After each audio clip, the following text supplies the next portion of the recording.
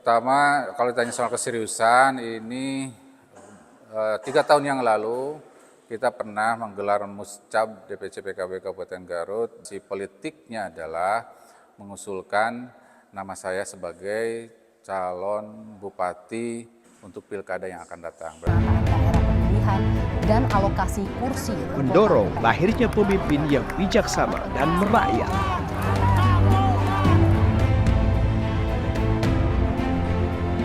Ikatan Jurnalis Televisi Indonesia Kurda Garut dengan bangga mempersembahkan Challenge Politik Talent. Assalamualaikum warahmatullahi wabarakatuh, pemirsa Challenge Politik Talent dimanapun Anda berada. Senang sekali kembali saya hadir di ruang visual Anda untuk spesial edisi Challenge Politik Talent Pilkada 2024. Di edisi ini atau di spesial challenge ini, kami selalu menghadirkan talenta politik terbaik Kabupaten Garut yang sejak lama sudah digadang masuk untuk ikut serta di Pilkada Kabupaten Garut 2020. Kali ini saya berada di markas salah satu partai politik yang juga mendapat raihan kursi signifikan pada pemilu legislatif yang lalu. Tentunya kita akan segera menyapa Ketua Dewan Pimpinan Cabang Partai Kebangkitan Bangsa. Assalamualaikum. Waalaikumsalam warahmatullahi wabarakatuh. Ini Kang Haji Dadan Hidayatullah. Ya. Ketua DPC PKB Kabupaten Garut. Gimana Kang?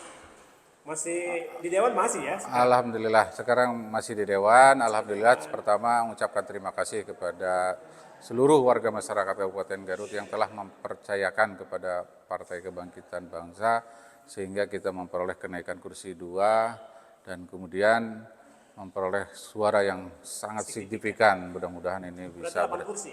8 kursi dari 6 jadi 8. Luar biasa nih, 2 kursi kemudian menjadi sangat Suaranya juga bertambah. pasti. Nah. Dan ini menjadi sangat kontras ya, dengan pemandangan pilkada, di mana tiket pilkada akan diperbutkan dengan modal kursi yang cukup signifikan. Ketika ingin meloloskan talentanya ya. 10 ya.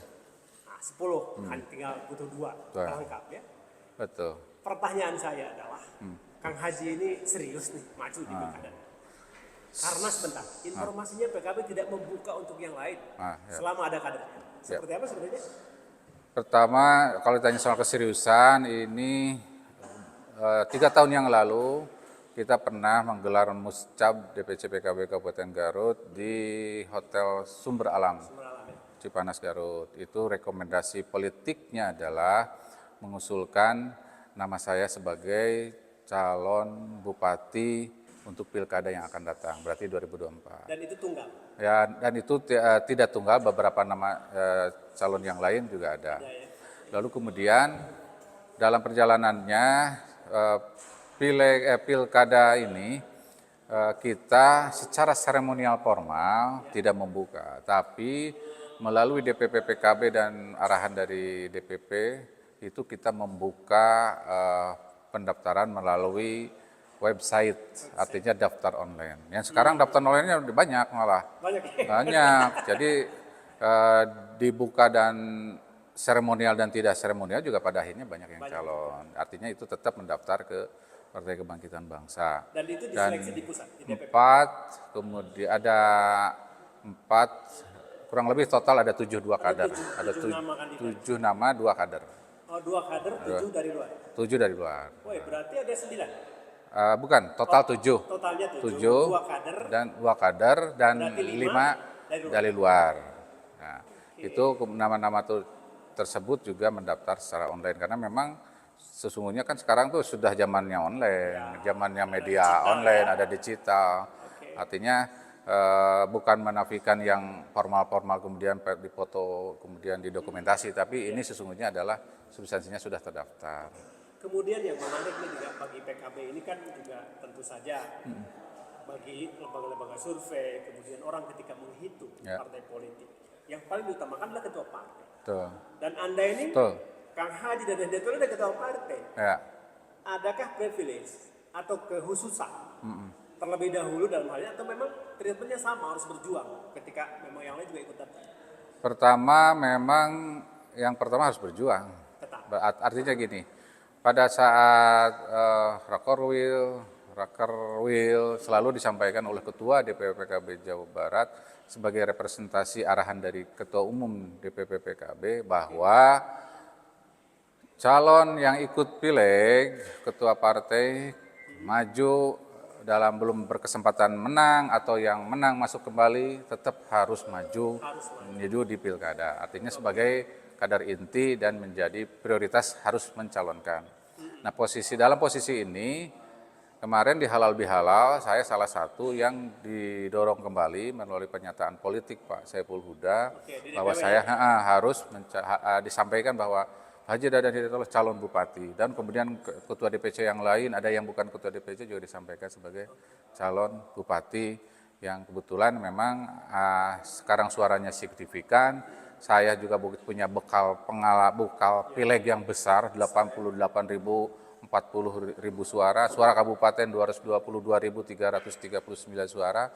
Menurut saya suatu hal yang tidak mungkin PKB tidak punya calon menyanyikan kesempatan besar ini. Dan Anda melihat nggak sebagai sebuah isyarat politik ketua DPW Anda sudah menyebut nama Anda, kemudian juga isyaratnya kan Anda hanya tinggal melengkapi saja beberapa partai. Ya, isyarat itu juga sebenarnya tambahan saja, tambahan stimulan, tambahan energi. Sesungguhnya isyarat-isyarat dari dulu juga ketua DPC harus maju, bukan ke saya tapi ke teman yang lain. Termasuk ketua DPP juga harus menyampaikan, ketua partai tingkat provinsi juga harus maju. Nah, kemudian ketika melihat konstelasi politik yang ada, konstelasi kita kan sudah mulai terlihat. Sejumlah pihak sudah memetakan. Kemungkinannya kita hanya ada di 4 pasang. 3 berdasarkan poros partai politik, mungkin 1 independen. Itu tebak-tebakan. Meskipun memang 5 juga pernah ya. 4 dengan independen maksudnya? Iya, 4 dengan independen. Ini berdasarkan beberapa pihak yang melakukan pemetaan.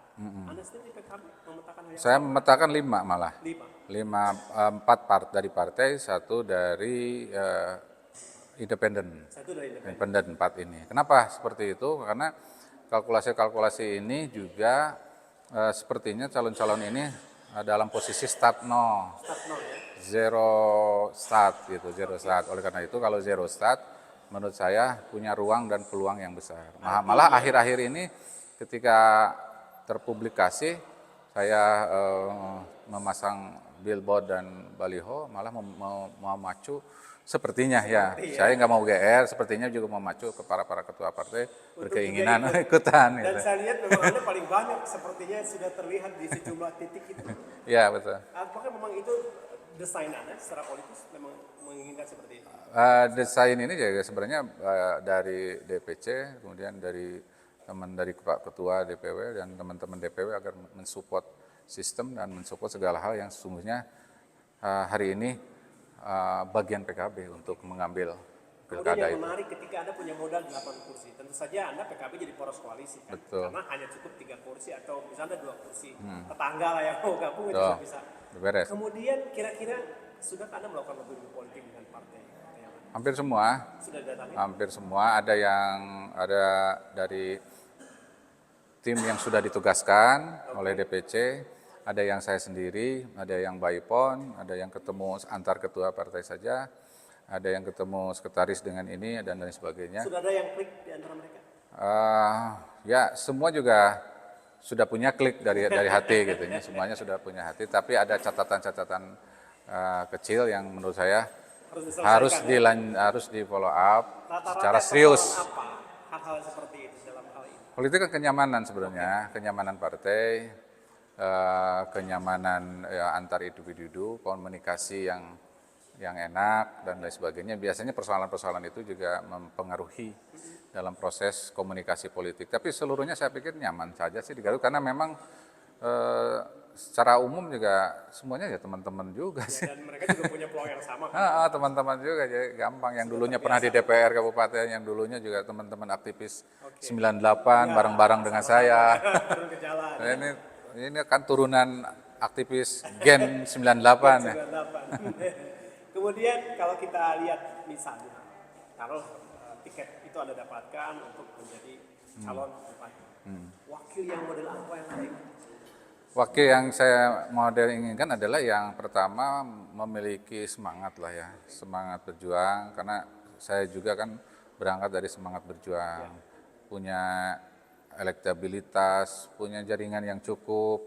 Kalau yang belum belum punya jaringan, ya sama-sama ayo kita belajar bagaimana kemudian pola pendekatan ke masyarakat itu kan, saya itu kan cukup panjang di partai ini. Saya tidak mau mengatakan Merintis dari nol, mulai ada partai 98, kemudian dari jadi anak bawang, bagian ketik-ketik KTA gitu kan, bagian dari LO ke KPU, ujung-ujung jadi wakil staris, kemudian wakil ketua, jadi ketua partai 3 kali. Berarti total sudah ada 20 tahun ya? Ya, dengan 98 seperti itu. Kurang lebih ya, karena memang background organisasi juga cukup komplit, dari mulai ketua Laktesdam NU, ketua Pergerakan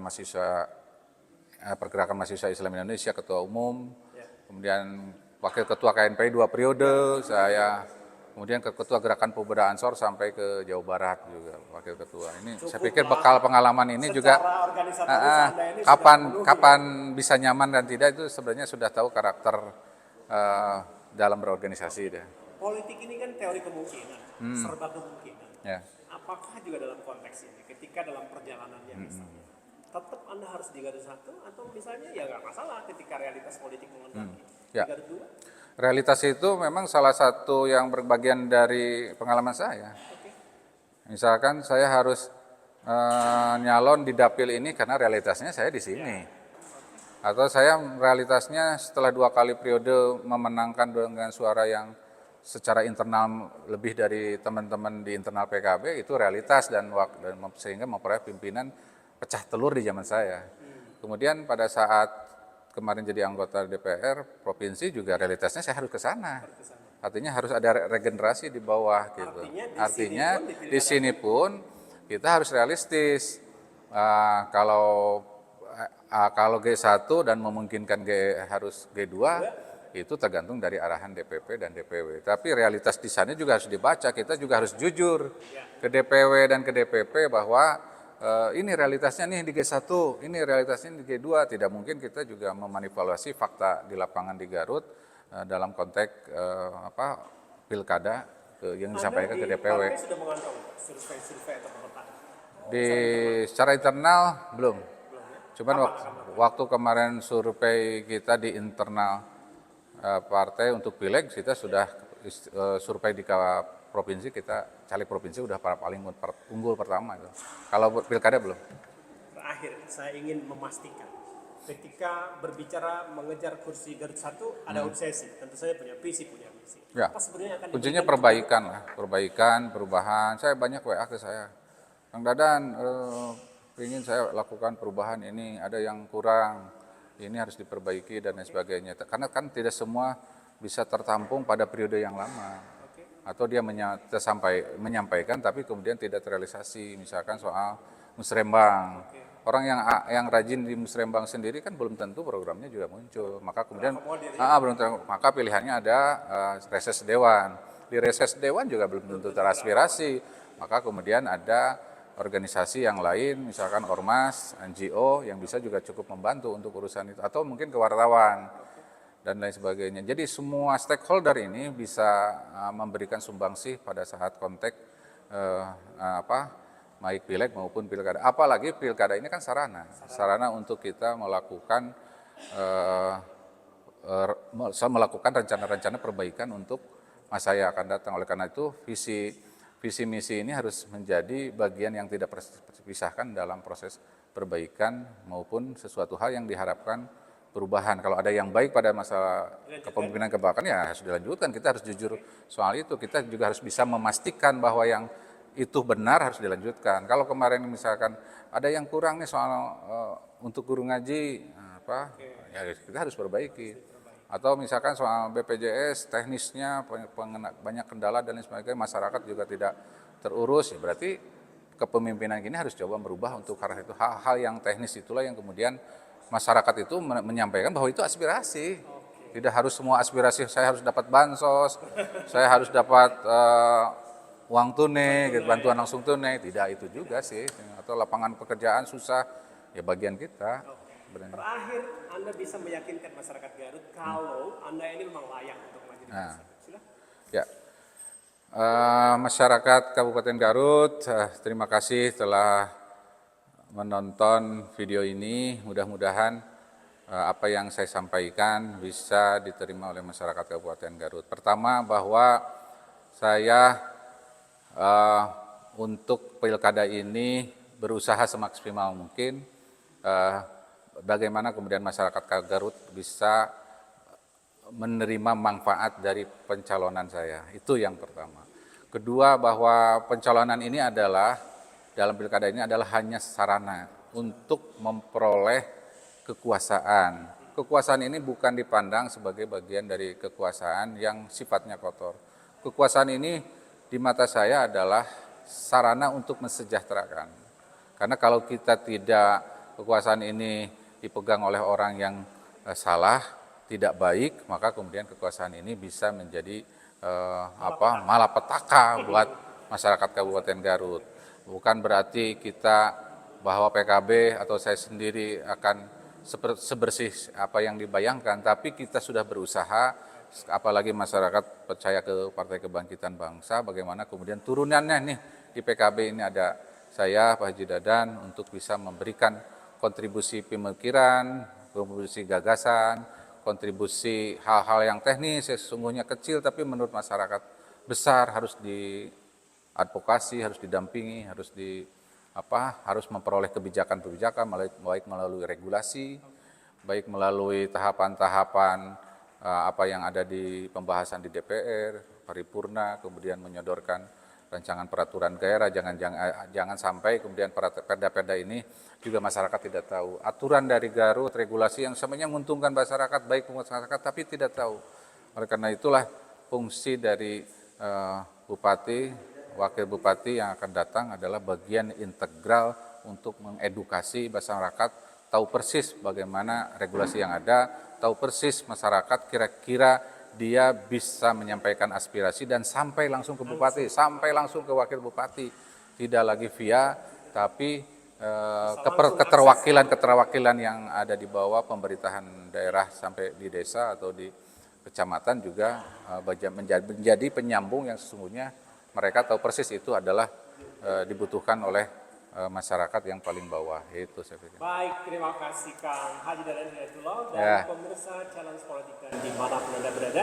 Itulah perbincangan singkat saya dengan talenta politik terbaik milik PKB di Kabupaten Garut yang akan melenggang di Pilkada 2024. Ini bukan kali yang pertama dan juga bukan yang terakhir, karena di episode berikutnya kita masih akan menjumpai sosok ini, tentu saja pada segmen berikutnya di Challenge Politika. Dan saya bertugas, pamit. Assalamualaikum warahmatullahi wabarakatuh. Assalamualaikum warahmatullahi wabarakatuh.